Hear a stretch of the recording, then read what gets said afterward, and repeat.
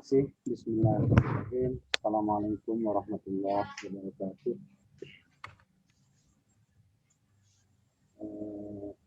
Bapak Ibu, suara saya bisa didengar dengan baik? Kurang kencang kayaknya, Prof. Suaranya sahdu, Prof.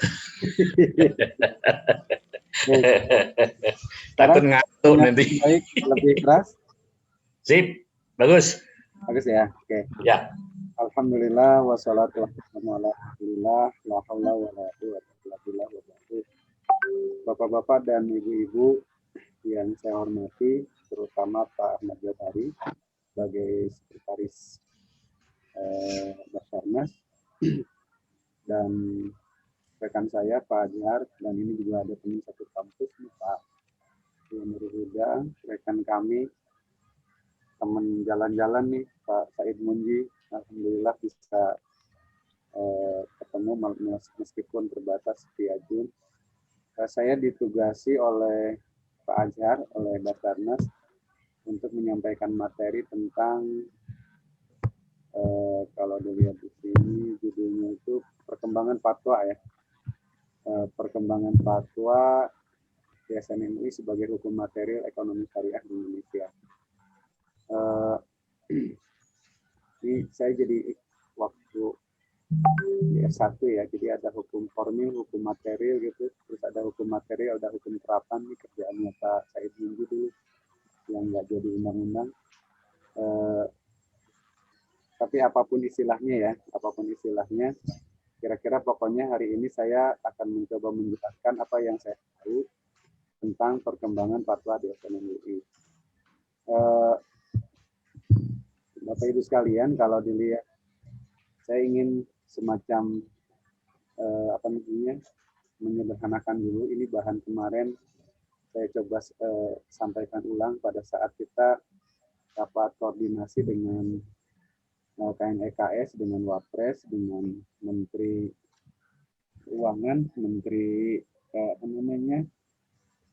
BUMN ya, terkait karena DSN ditugasi juga untuk mendampingi beberapa kegiatan yang direncanakan oleh negara. Saya ingin sampaikan bahwa visi dan misi DSN itu adalah tidak berubah ya dari dulu sampai sekarang, yaitu memasyarakatkan ekonomi dan mensyariahkan ekonomi masyarakat. Terus atas dukungan pihak otoritas, asosiasi dan pelaku usaha, sejak berdiri tahun 1999, kalau dalam SK-nya 10 Februari tahun 1999, sampai sekarang DSN telah menerbitkan sebanyak 138 fatwa yang hampir, yang tidak semuanya tentu, tapi kebanyakan fatwa tersebut diresepsi ke dalam peraturan perundang-undangan yang menjadi pedoman bagi pelaku usaha dalam melakukan kegiatan usaha di bidang ekonomi dan keuangan. Dan mungkin yang dikenal oleh publik, produk DSN itu sebetulnya fatwa yang paling dikenal. Tetapi sebetulnya di samping ada fatwa, produknya itu ada produk lain. Pertama yang saya ingat nih, saya tulis, dulu istilahnya opini ya, sekarang dikembangkan, ada pernyataan kesesuaian syariah, ada pernyataan keselarasan syariah. Apa bedanya pernyataan kesesuaian syariah dengan keselarasan syariah? Jadi untuk produk atau kegiatan atau aktivitas usaha yang dilakukan oleh pihak tertentu yang sudah ada fatwanya, tapi belum ada fatwa produknya, dan kalau menunggu pleno terlalu lama, sementara kebutuhannya mendesak, biasanya kita akan mengeluarkan fatwa, mengeluarkan pernyataan kesesuaian syariah. Jadi pernyataan kesesuaian syariah ini dan secara kelembagaan itu tidak dibawa ke pleno, tapi sampai kepada pimpinan DPH DSN. Tapi kalau belum ada fatwanya, terus kita yakin bahwa produk tersebut sudah sesuai syariah, dan di masa yang akan datang kita akan ajukan dalam rapat fatwa, rapat pleno, maka kita akan mengeluarkan produk namanya pernyataan keselarasan syariah. Jadi kalau kesesuaian itu yang ada fatwanya, tapi kalau keselarasan itu untuk produk yang belum ada fatwa. Kemudian ada opini syariah. Opini syariah ini yang paling banyak dikeluarkan untuk penerbitan sukuk ya, di Kementerian Keuangan negara. Kemudian ada taklimat. Taklimat ini biasanya satu ketentuan yang sifatnya apa ya, yang kalau dipatwakan juga terlalu sedikit misalnya, tetapi itu juga ketentuan hukum. Isinya misalnya dulu kita membuat taklimat bank syariah mengasuransikan tidak boleh kecuali dengan asuransi syariah misalnya. Terus perusahaan asuransi syariah tidak boleh mengcover kegiatan yang sifatnya konvensional. Itu biasanya pakai taklimat. Karena kalau fatwa DSN MUI itu dari segi karakternya itu mirip handasah mafiyah. Jadi bukan persoalan boleh tidak boleh, jaiz biar jaiz, tetapi lebih kepada boleh ini mekanismenya gitu, atau ini persyaratannya. Jadi kalau tidak boleh biasanya di fatwa DSN, tetapi menjadi fatwa komisi fatwa. Itu kita serahkan seperti itu. Kemudian ada covering letter, misalnya surat kita ke Dewan Standar Akuntansi Syariah ketika mereka sudah menyepakati, kemudian minta pendapat ke kita, itu juga sebenarnya isinya opini syariah, tetapi kita menyebutnya adalah covering letter.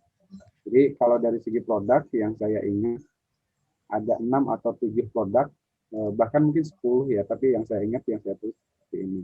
Misalnya kita merekomendasikan seseorang menjadi BPS, meneliti syariah untuk penerbitan sukuk misalnya. Terus sekarang itu kita juga merekomendasikan orang untuk jadi komite syariah misalnya dan seterusnya dan seterusnya. Yang berikutnya Bapak Ibu sekalian, kalau dilihat ini mohon maaf Basarnas kita belum masukkan sebagai mitra ya karena tidak pernah ikut dalam pembahasan fatwa di DSN. Tetapi kalau dilihat dari segi mitranya, saya coba sederhanakan menjadi 3. Yang pertama adalah pihak otoritas di angka 1, yang kedua adalah pihak asosiasi di angka 2, dan yang ketiga di pelaku usaha. Nah, mitra DSN dari segi otoritas ada pemerintah, dalam hal ini negara ya. Terus ada Bank Indonesia, ada Otoritas Jasa Keuangan, ada Kementerian Keuangan, ada Lembaga Penjamin Simpanan, ada BPKH, Badan Pengelola Keuangan Haji, Bursa Efek Indonesia, dan juga pernah kita kerjasama dengan Bursa Efek Jakarta ya untuk fatwa tentang komoditi ya untuk sila'ah komoditi syariah. Meskipun sampai sekarang tidak pernah jalan. Kemudian dari segi asosiasinya ada Asosiasi Bank Syariah Indonesia, ASBISINDO, ada AASI, AASI yang menyebutnya, Asosiasi Asuransi Syariah Indonesia, ada Perhimpunan BNP, ada MUFISI, MUFISI itu Majelis Usaha Kesehatan apa Pak Jahar ya? Indonesia ujungnya itu. Indonesia. Nah, oke. Kemudian ada Dewan Standar Akuntansi Syariah, ini Pak Azhar alumninya termasuk saya. Kemudian dari sudut pelaku usaha, kita juga bekerjasama dengan bank syariah, baik bank umum syariah, unit usaha syariah maupun bank pembiayaan rakyat syariah. Terus dengan lembaga non-bank, lembaga keuangan non-bank ada perusahaan perasuransian syariah. Jadi mulai asuransi, reasuransi, dan prosesi. Kemudian ada pembiayaan perusahaan pembiayaan syariah atau perusahaan pegadaian syariah. Ada dana pensiun syariah, meskipun sekarang kebanyakan masih produk. Ada fintech syariah, ada manajemen aset, MI ya, manajer investasi, itu juga punya produk syariah. Terus ada koperasi BNT dan jasa kastudi juga sudah mulai ada sebagian syariah. Kemudian ada rumah sakit syariah yang sekarang sudah mulai tumbuh. Saya tidak tahu jumlah rumah sakit yang sudah mendapatkan sertifikasi dan ada DPS-nya di rumah sakit syariah itu.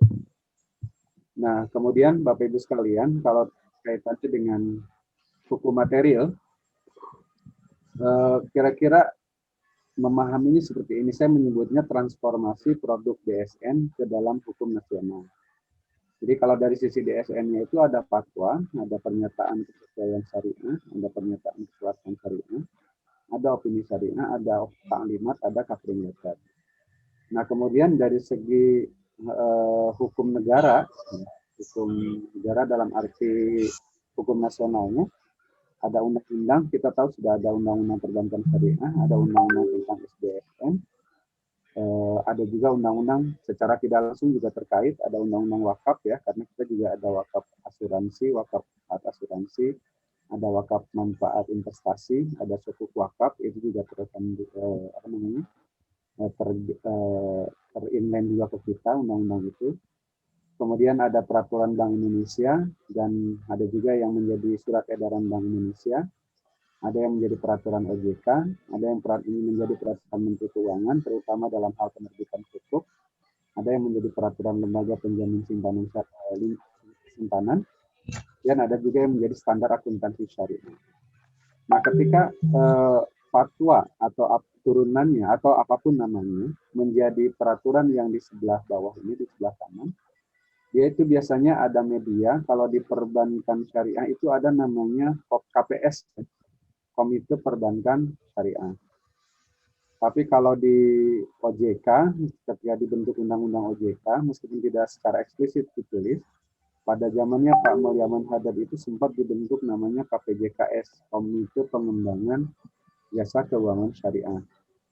Itu saya dengan Pak Hasan waktu itu tim pendamping KPJKS ya, karena itu orang-orang yang sangat besar. Sehingga saya mendampingi saja, menyiapkan pertemuan bahan untuk mereka bahas. Kemudian ada komite syariah juga ya. Komite syariah itu misalnya di LPS, dari fatwa itu mereka mencoba membantu membuat peraturan LPS dalam hal bank syariah mengalami kesulitan solvabilitas.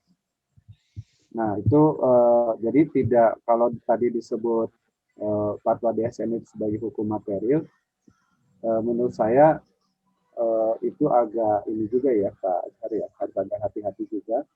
Sebab hukum materialnya itu sebenarnya ketika fatwa sudah diresepsi menjadi peraturan perundang-undangan. Meskipun dalam kenyataannya belum tentu sama persis antara ketentuan fatwa dengan peraturan perundang-undangan yang dibikin oleh atau disusun oleh pihak otoritas karena pertimbangan tertentu.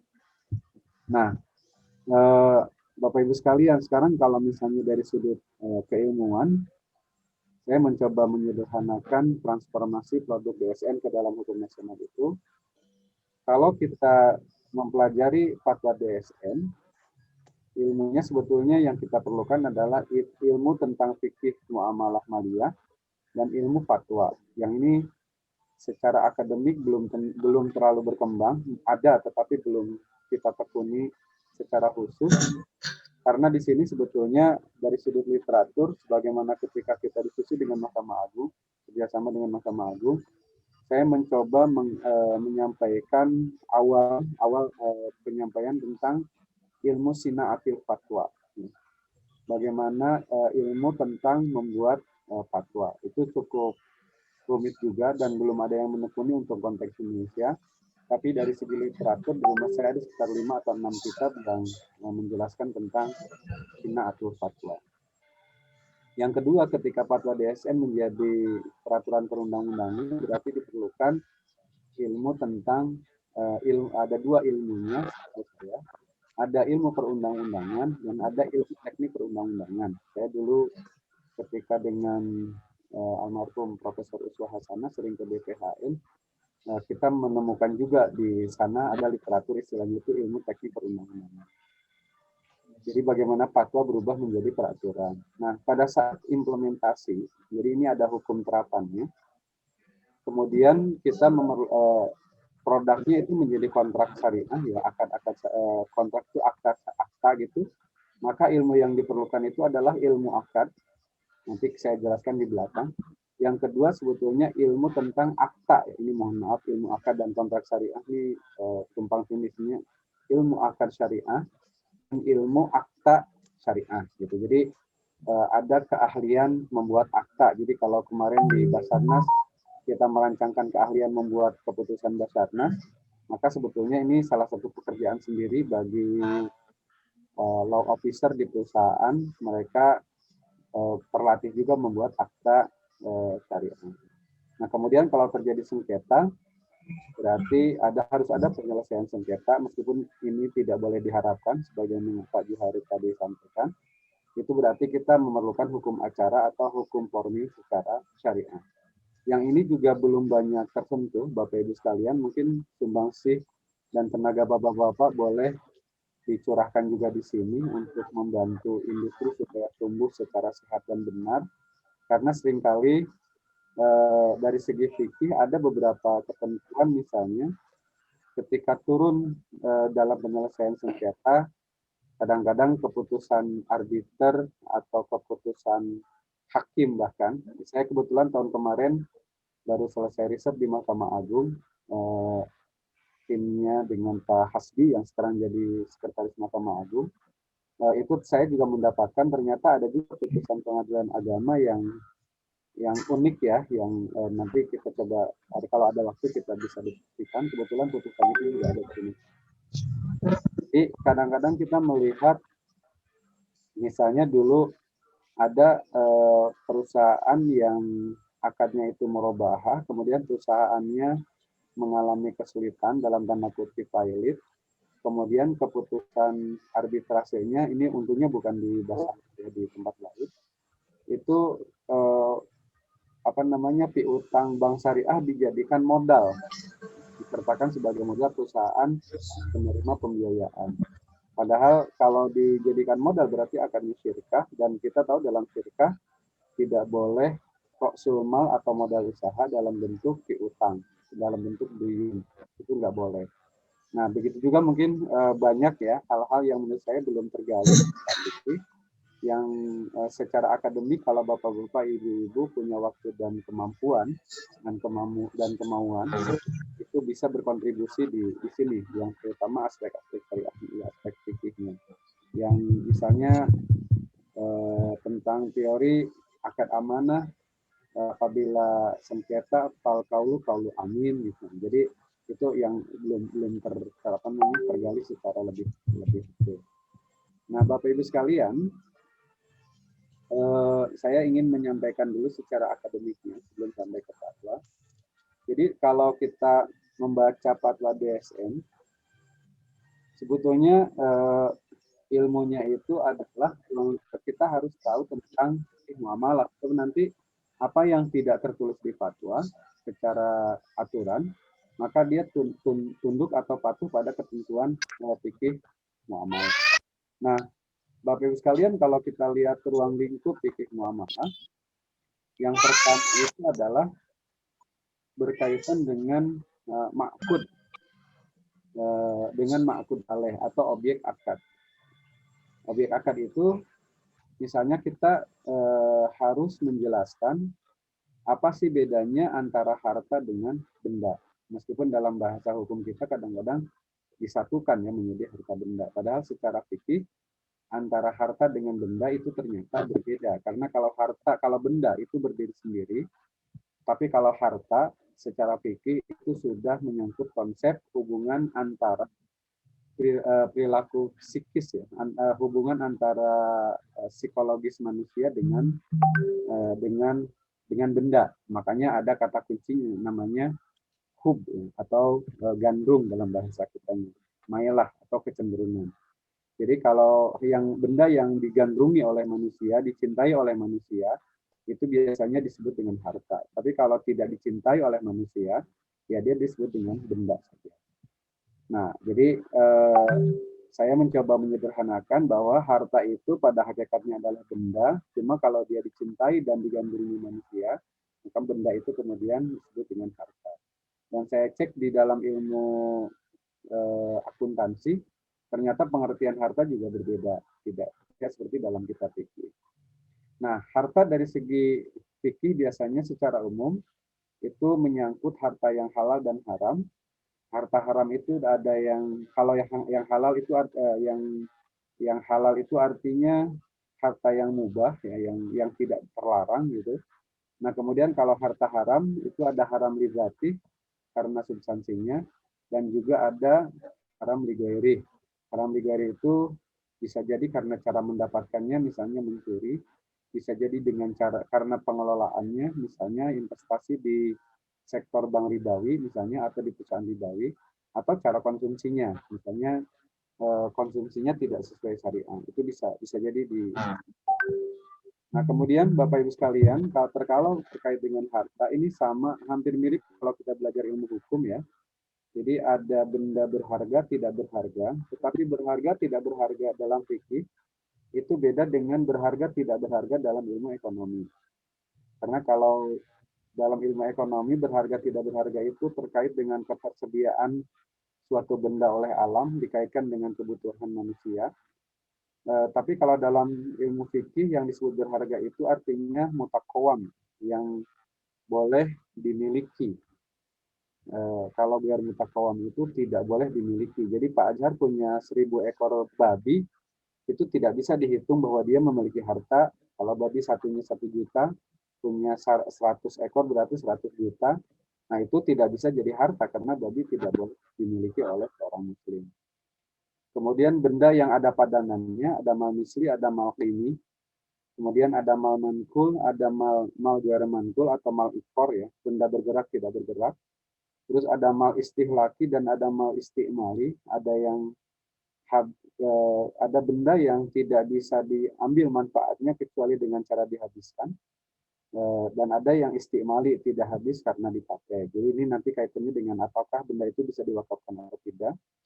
Kemudian ada mal nukut, ada mal sil'ah atau urut. Jadi ada benda yang disepakati sebagai uang ya, sebagai standar harga, dan ada yang disepakati atau ditetapkan oleh negara sebagai sil'ah. Nah, ini yang terbaru di BSN, kemarin kita diskusi dengan Bank Indonesia, difasilitasi oleh Majelis Ulama Indonesia karena terkait dengan pasar muamalah di Depok ya. Jadi ini juga menjadi isu uang secara syariah itu seperti apa. Jadi dalam fikih ini Bapak Ibu sekalian, pandangan tentang uang juga cukup beragam dan perbedaannya cukup tajam. Ada misalnya ulama yang berpendapat uang kertas yang tidak di backup oleh emas itu sebenarnya sumber dari segala sumber riba, ketidakadilan dan seterusnya. Jadi ada literaturnya seperti itu. Tapi meskipun ada juga misalnya Umar bin Khattab pernah menggagas uang itu bukan dari dinar dan dirham, tetapi dari kulit unta. Tapi karena pertimbangan untanya takut habis, kemudian nggak jadi. Kemudian ada mal zahir, ada mal batin, ada harta yang bisa dilihat oleh siapapun. Misalnya kita punya mobil, punya rumah gitu ya. Tapi ada mal batin, misalnya harta yang hanya bisa dilihat oleh kita sendiri. Misalnya kita punya emas batangan, 2-3 kilo simpan di rumah, yang tahu kita, yang lain tidak tahu. Ada mal nami, ada mal ghairu nami, ada harta yang tumbuh secara alamiah, misalnya pohon, dan ada harta yang tidak bertambah, tidak tumbuh secara alamiah. Misalnya kita punya uang, itu kan termasuk yang tidak tumbuh secara alamiah. Kemudian apakah manfaat itu termasuk harta? Nah, ini ada diskusinya. Ternyata ada diskusi tentang manfaat, baik manfaat barang maupun manfaat jasa. Terus ada diskusi juga tentang hak, tentang hukuk ya, hak terutama hak-hak keperdataan, baik mengenai orang maupun mengenai barang. Nah, terutama hak yang terkait dengan barang, termasuk juga hak menagih piutang ya, apakah itu hak yang bisa dialihkan atau tidak itu dan secara ekonomi. Kemudian ada juga diskusi tentang apakah bagian dari harta itu termasuk duyun ya, termasuk utang. Nah, utang pun kemudian dalam fikih juga ada banyak ya, ada yang mustakor, ada yang bermustakor, ada macam-macam. Ada utang yang tidak bisa lunas kecuali dengan cara dibayar atau dibebaskan oleh yang punya piutang. Dan ada utang yang bisa lunas tanpa harus dibayar atau dibebaskan. Itu nanti ada dalam kitab fikih, misalnya kalau akad ijarah kita sewa sudah sepakat untuk 5 tahun, pas tahun ketiga ternyata rumahnya tidak bisa dipakai lagi, rusak. Nah, berarti sejak tahun ketiga itu ujrohnya menjadi tidak wajib dibayar dan bukan menjadi piutang. Nah, itu antara lain. Nah, kemudian diskusi tentang kepemilikan, al-milku juga ada istilah ya, mencakup ada milku tam, ada milku nafis, ada milkul manfaah, ada milkul intifa ya. Jadi beda antara milkul manfaah dengan milkul intifa. Kalau milkul manfaah biasanya ainnya milik kita, termasuk manfaatnya milik kita.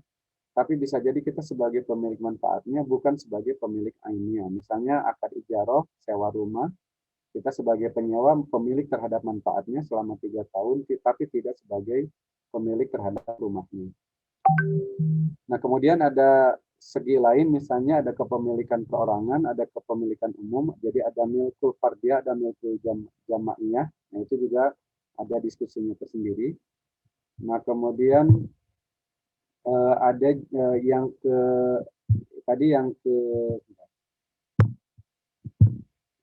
kedua tadi milkiyah, yang ketiga tentang perjanjian. Jadi Bapak Ibu sekalian, berdasarkan telaahan saya di DSN dengan teman-teman, ternyata ilmu perjanjian pun ada dua, ada perspektif hukum normatif atau hukum material, dan ada perspektif hukum terapan, hukum terapan. Nah, kalau kita belajar tentang akad jual beli, akad ijarah dan ju'alah, akad musyarakah, partnership ini banyak ya, mulai dari syirkah, mudorobah, muzaroah, musakoh, mukobaroh, muhayya'ah, ismah dan seterusnya. Terus akad tabaruan, yang kebetulan ini saya sudah menulis 5 buku ya di sini. Ini sebetulnya lebih yang 4 ini tentang jual beli, ijarah dan ju'alah, partnership dan tabaruan, itu lebih cenderung kepada hukum materialnya, ketentuan substansinya. Tapi ada juga yang ini kalau dilihat ada 2 ilmu yang lebih dekat kepada hukum terapannya, penerapan hukumnya, perjanjian dalam arti penerapan hukumnya. Maka di situ ada ilmu akad. Ini kebetulan bukunya baru terbit Desember 2012, saya dengan K. Hasan yang nulisnya. Jadi kalau sebelumnya saya pernah nulis 1 buku tentang riba, goror, maisir, dan doror, yang tidak boleh ada prinsipnya, termasuk juga akad tidak boleh di bawah paksaan misalnya. Nah, itu ketentuan terkait prinsip akad itu lebih cenderung penempatannya di penerapan hukum. Karena kalau akad mengandung riba, goror, maisir, dan doror, itu pada prinsipnya akadnya adalah batal atau fasad. Nah, meskipun nanti di dalamnya bisa jadi ada pendapat-pendapat, ada penguculan-penguculan yang kita harus tahu lebih rinci. Yang kedua, harus juga kita bisa membedakan mana yang masyru', yang tidak boleh berubah, dan mana yang kontraktual, yang boleh berubah.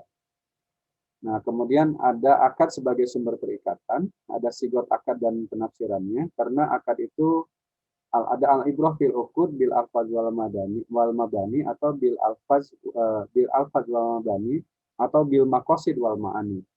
Jumhur ulama itu berpegang kepada kaidah al-ibrah fil uqud bil maqasid wal ma'ani, sementara Imam Syafi'i dan ulama Syafi'iyah menggunakan kaidah al-ibrah fil uqud bil alfaz wal mabani la bil maqasid wal ma'ani. Kemudian ada ragam akad dari segi sifatnya, ada akad munajjaj, ada akad mudhof, ada akad mu'allaq bi syartin, dan ada akad muqtarinah bi syartin. Kemudian ada akdut tamlikat, ya ini baik yang muawadot maupun tabaruat. Jadi kalau muawadot akad jual beli, ijarah, ju'alah, bahkan termasuk akad nikah, menurut sebagian ulama termasuk akad muawadot, dan ada akad tabaruat. Karena 2 akad ini sebetulnya kalau muawadot memindahkan kepemilikan kepemilikan suatu benda bil iwad, dan kalau tabaruat memindahkan kepemilikan sesuatu bila iwadin gitu. Itu terjemahannya begitu. Jadi kalau hibah menghibahkan sesuatu artinya kita memindahkan kepemilikan apa yang kita hibahkan tanpa iwad. Kemudian ada akad mudayanat baik asliyah maupun sababiyah. Jadi ini juga penting menurut saya karena kalau kita pelajari tentang muamalah maliyah yang dipraktekkan di lembaga keuangan pasti selalu dihubungkan dengan akad mudayanat. Nah, akad jual beli misalnya itu kan bukan akad mudayanat, tetapi karena ada kesepakatan membayar harga secara tidak tunai, maka dia menjadi akad mudayanat sababiyah. Kemudian ada akad tobi'ah ya. Akad tobi'ah ini dibedakan menjadi dua segi, ada yang dari segi muhaddad dan ihtimali. Kalau akad muhaddad itu adalah akad yang sejak akad akibat hukumnya itu sudah diketahui. Tetapi kalau ihtimali itu kebalikannya. Akad yang ketika akad dilakukan, akibat hukum baik hak maupun kewajibannya itu tidak diketahui. Kemudian ada akad fauriyah dan akad istimrori. Jadi istilah lainnya ada akad zamaniyah dan ghair zamaniyah. Ada akad yang menjadikan jangka waktu sebagai rukun atau ketentuan, ada yang tidak menjadikan. Misalnya akad ijarah itu pasti ada waktu. Akad qard itu pasti ada waktu. Sementara akad fauri itu akad yang hak dan kewajibannya timbul pada saat akad dilakukan. Kemudian akad dari segi kesahannya ada dibedakan menjadi dua, ada akad yang sah dan tidak sah. Ini juga menjadi penting sebetulnya karena ini praktek yang menurut saya malah intinya di sini ya, akadnya sah tidak sah. Akad sah dibedakan menjadi dua, ada yang nafiz, ada yang mauquf. Ya, karena ini ulama termasuk ulama Hanafiyah menjadikan akad mauquf sebagai akad yang sah. Kemudian dari segi kewenangan untuk mengakhiri akad yang sah ini juga dibedakan menjadi akad lazim dan akad jaiz atau ghair lazim. Kemudian akad tidak sah menurut jumhur ulama dan hanya satu, yaitu batal. Tapi menurut ulama Hanafiyah akad tidak sah itu ada dua, ada yang batal, ada yang fasad. Kemudian karena ada teori fasad, dalam ulama Hanafiyah dikembangkan teori tajdidul uqud, terus atau tahawulul uqud atau tashihul uqud. Ini satu grup nih. Istilahnya ada tajdidul uqud, ada tahawulul uqud, ada tashihul uqud. Jadi bagaimana akad yang tidak sah itu menjadi sah dengan cara pembaruan atau dipindahkan atau dihilangkan kegororannya. Kemudian yang terakhir itu ada iqolatul akad. Jadi kita sering juga salah ya, misalnya ada permohonan pembatalan akad itu sebetulnya dari segi ilmu akad keliru ya, karena akad batal itu kan akad yang tidak terpenuhi rukun dan syaratnya. Jadi dia tidak pernah ada secara hukum. Jadi kalau pernah ada berarti kalau mau diakhiri itu namanya iqolatul akad. Jadi iqolah itu terjadi hanya terhadap akad yang syah gitu ya, yang punya yang bahas apa ya istilahnya, yang hak dan kewajibannya bisa berjalan. Bapak Ibu sekalian, kalau kita kembalikan pada perspektif ijtihad di DSN itu ada istilah ijtihad jama'i ya, meskipun kita sadar di DSN bukan sebagai mujtahid, tetapi apa yang kita lakukan ya mirip juga dengan ijtihad jama'i. Kemudian ada juga ijtihad intiqai, tarjihi atau ya, istifai atau ijtihad ikhtiari atau tahyiri juga ada yang bilang begitu. Jadi di DSN itu dikembangkan dari segi ijtihad. Pertama dilakukan secara bersama dari segi dari berbagai pendekatan berbagai ilmu. Yang kedua dari segi topiknya itu lebih topikal, jadi intiqai. Jadi tidak beda dengan fikih. Fikih kan lebih sumuli ya. Sementara ini lebih kasuistik pendekatan fikih. Nah, Bapak Ibu sekalian, kalau dari segi kaidahnya biasanya inilah kaidah inti yang menurut saya ada di yang kita gunakan di DSN ya, al-aslu fil asya al-ibahah. Karena kalau untuk ibadah itu al-aslu fil asya at-tahrim atau al-hazur ya. Kemudian at-tahlil wa tahrim hakullah wahdah. Jadi ini ada kaidah tahrimul at-tahrim alal halal, at-tahrim alal halal haram, wa tahrim alal wa tahlil alal haram haram, wa tahrim wa tahrim alal halal haram, wa tahrim alal halal juga haram. Jadi mengharamkan yang halal juga haram, termasuk juga membolehkan yang haram juga haram. Kemudian at-tahrim yattabi'ul khabas wa doror fil halal ma yubni anil haram ma ada ilal haram fahuwal haram at-tahayyul alal haram haram aniyah hasanah la tubadirul haram. Jadi ingin menjalankan yang baik, ingin menjalankan kebaikan tidak bisa menjadi alasan kita dibolehkan melakukan yang haram. Ittiqa'us subhat khasyatul wuquf fil haram. Kita meninggalkan yang subhat karena khawatir terjatuh kepada yang haram. Terus al-haram haram ala jami, kalau sesuatu itu haram ya haram semuanya. Terus ada ad-darurat tubihul mahzurat. Ini adalah kaidah-kaidah fikih yang biasa kita pakai, dan ini belum mencakup ilmu usul yang sampai sekarang ini belum disusun ya secara akademik. Ini lagi tahun ini mudah-mudahan mohon doanya ini bisa selesai. Jadi ada teori tafriqul halal an haram, ini dikembangkan oleh Jalaluddin Asyuti, kemudian diikuti juga oleh Ibnu Taimiyah dalam Majmu'atul Fatawanya. Kemudian ada teori karena ini dasar sekali bagi DSN, yaitu mencakup penjelasan mengenai bagaimana yang haram dengan yang halal bercampur. Karena kalau sebelumnya kita menggunakan ijaztama al halal wal haram fahuwa haram. Nah, sementara kalau tafriqul halal ijaztama al halal wal haram ukhidza qadrul halal fal baqi haram. Jadi berbeda paradigmanya. Kemudian ada tahqiqul manat, ada yang ada nazar. Nah, ini masih sudah kita pakai tapi belum selesai penyusunan akademiknya. Mudah-mudahan saya mohon doanya tahun ini sudah ada draft bukunya sehingga bisa membantu DSN menjelaskan ke publik terkait argumen-argumen fatwa. Nah, Bapak Ibu sekalian, kalau dilihat di DSN, misalnya akad yang berbasis jual beli ya. Di sini ada akad jual beli fatwa nomor 110, ada fatwa jual beli akad jual beli murabahah nomor 111, ada fatwa tentang murabahah, ini sebenarnya at-tamwil bil murabahah fatwa nomor 4, ada fatwa jual beli salam, ada jual beli istisna, ada fatwa tentang jual beli istisna al-muwazi paralel, kemudian ada jual beli mata uang dari sorfi. Kemudian ada fatwa tentang wasatoh ya. Kenapa akad wasatoh?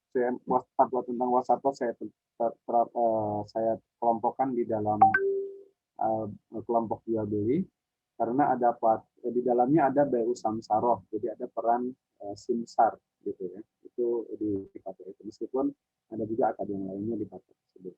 Kemudian ada bayu mukosoh ya. Ini perjumpaan utang. Yang didrap dulu oleh Pak Azhar dan kawan-kawan. Ini yang saya tahu, meskipun fatwa tentang murabahah juga kalau diurai itu ada sekitar 9 ya, jadi masih banyak.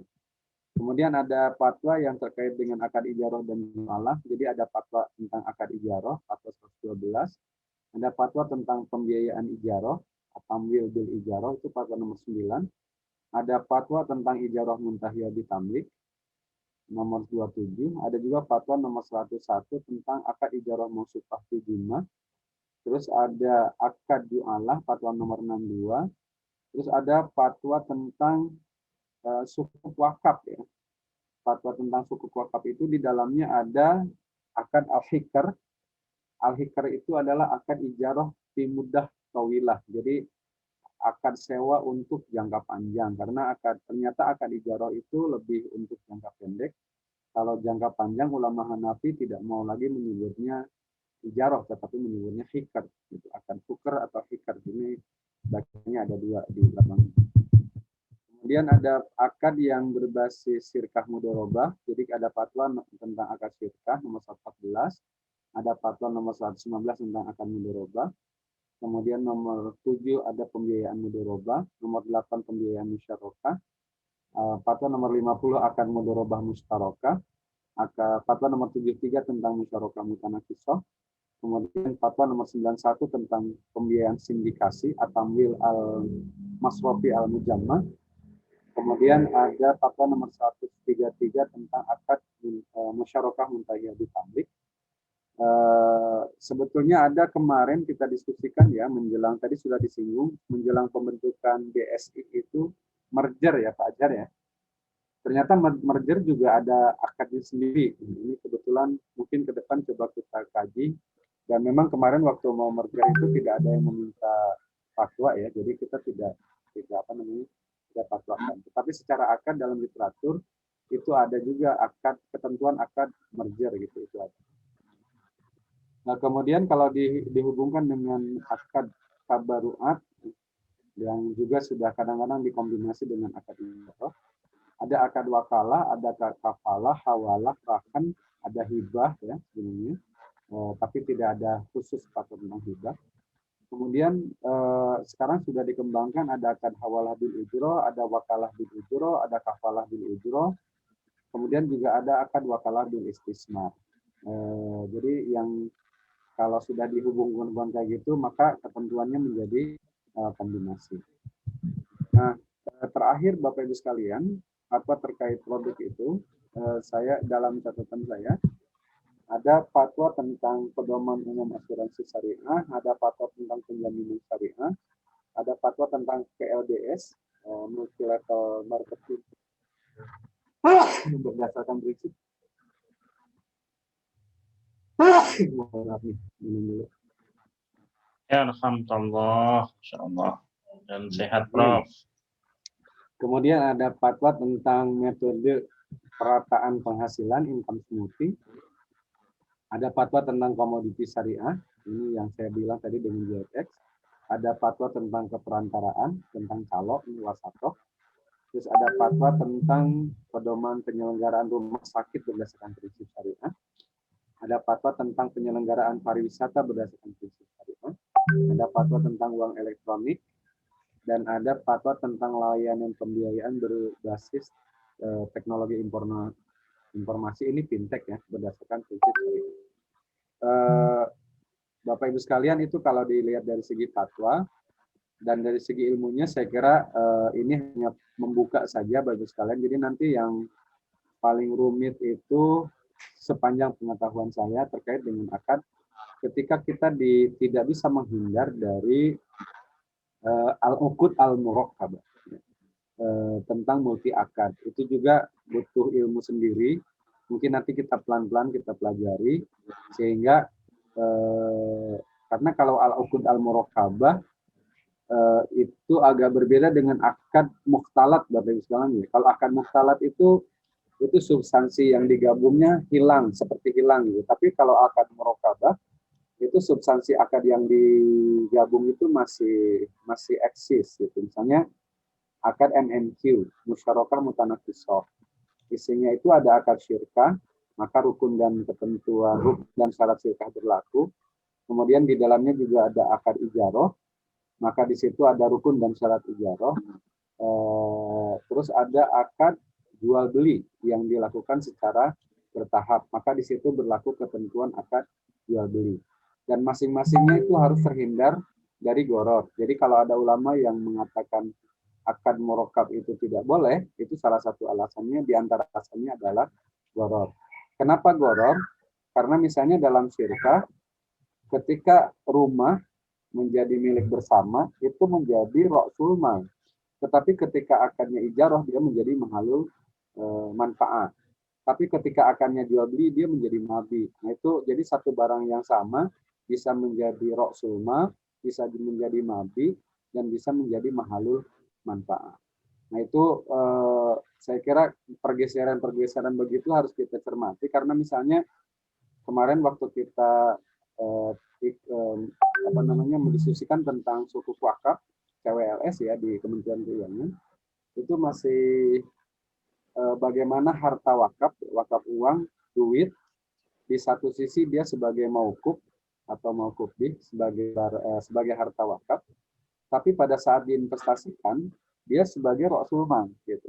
Karena nazir kan berkewajiban menginvestasikan uang itu agar ada manfaatnya yang menjadi hak mauquf alaih misalnya. Nah itu kita harus cermati betul pada saat apa dia menjadi apa dan karena akan apa.